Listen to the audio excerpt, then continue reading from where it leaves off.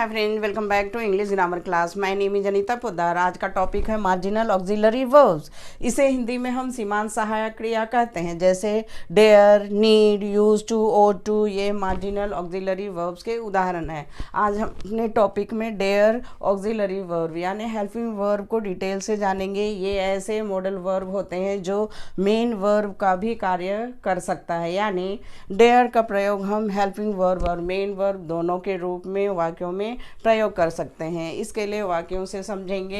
He dare not go there alone. उसकी वहाँ अकेले जाने की हिम्मत नहीं है। डेयर का अर्थ होता है हिम्मत होना या दुस्साहस होना। नेक्स्ट है she dared not come here. उसकी यहाँ आने की हिम्मत नहीं थी। यहाँ dare not go and dared not come, ये प्रेजेंट टेंस और ये पास्ट टेंस के रूप में डेयर नॉट, डेयर्ड नॉट के बाद गो, कम, ये मेन वर्ब का फर्स्ट फॉर्म के साथ एज ए हेल्पिंग वर्ब के रूप में डेयर का प्रयोग किया गया है। आगे है मेन वर्ब। डेयर का प्रयोग अगर मेन वर्ब के रूप में हम वाक्यों में करते हैं तो उसके लिए सब्जेक्ट के बाद अलग से हम हेल्पिंग वर्ब का प्रयोग करते हैं, जैसे he doesn't dare to go there alone. इसी वाक्य को अगर आप डेयर का मेन वर्ब के रूप में यूज़ करना चाहें तो आप कर सकते हैं he does not dare to go there. उसकी वहाँ अकेले जाने की हिम्मत नहीं होती है।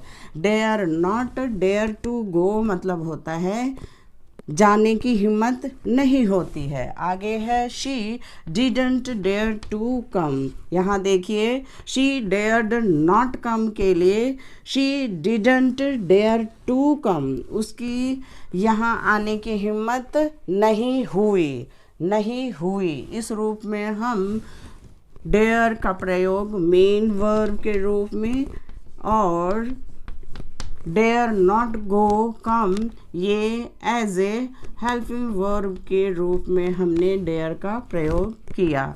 इस तरह से डेयर का प्रयोग हेल्पिंग वर्ब, मेन वर्ब दोनों के रूप में हम यूज़ कर सकते हैं। नेक्स्ट है question, how dare you go there. आपको वहाँ जाने की हिम्मत कैसे हुई। हाउ डेयर ही से सो, उसे ऐसा कहने का हिम्मत कैसे हुआ।